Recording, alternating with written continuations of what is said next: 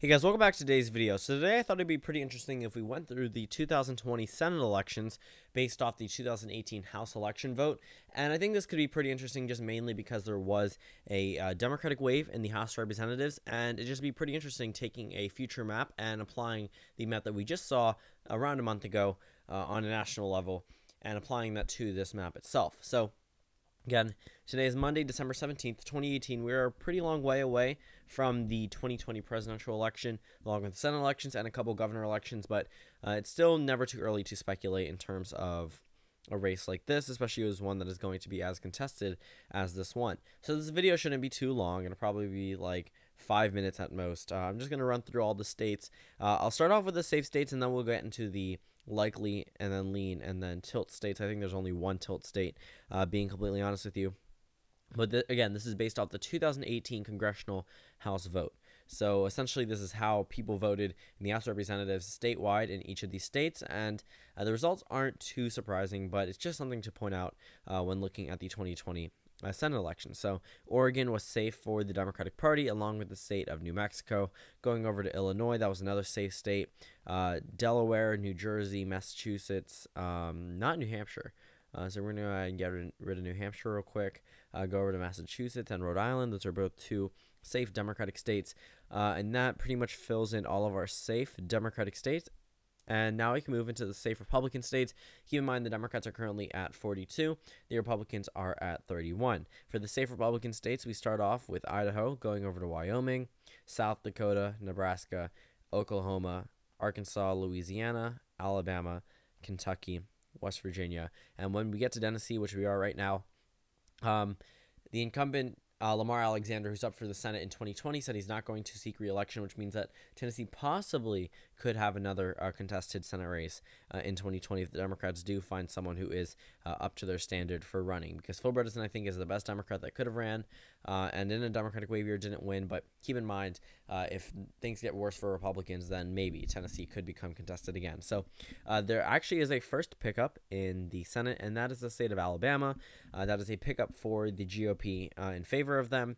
Considering that Alabama elected Doug Jones in 2017, there's no real chance that he's going to win again, considering he only beat Roy Moore by such a small margin.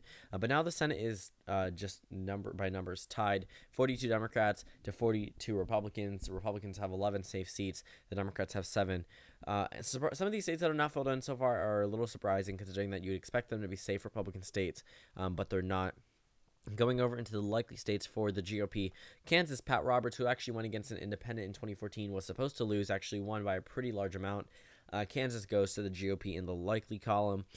Going over to the state of Mississippi, Cindy Ann Smith, who just won an election here less than a month ago, actually, about a couple weeks ago, she was able to win here and win a Senate race. She will be up for her first real election, or first full term to win in 2020, which goes to her by a likely margin according to the 2018 House vote. As for the state of South Carolina, that will be a likely state as well.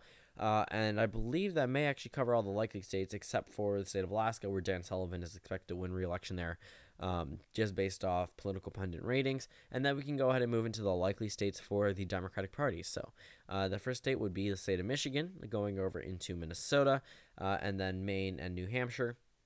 Those states have become, I guess, likely Democratic states, and that's really good for the Democratic Party. These are states that were close in 2016, all 4 of them, and now are just drawing a little bit back towards the Democratic Party, helping them. Virginia, of course, a solidly Democratic state. Everyone expects that one to be a Democratic state in 2020.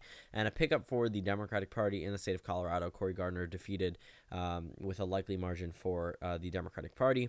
Now that leaves only, I guess, lean states in favor of the GOP and the Democratic Party. So right now the state of Georgia is in the lean column for the GOP, along with the state of Texas, which was pretty surprising. And then the state of Montana goes in favor of the GOP by a lean margin, which gives the Republican Party 49 total seats. As for the Democratic Party, in terms of their margin, lean would be Iowa, Arizona, and then they would have 1 tilt from the state of North Carolina. So that finalizes our Senate map. Went from 53 Republicans to 47 Democrats to 51 Democrats to 49 Republicans. You can see the divide has just split a little bit more. Less red and blue states, more just solidly blue or solidly red states. But again, looking at this map, the Democratic Party is at an advantage now based off their 2018 House vote, but whether or not they can keep that up is a whole nother question. So thank you guys for watching this video. Comment down suggestions below, and I'll see you all tomorrow.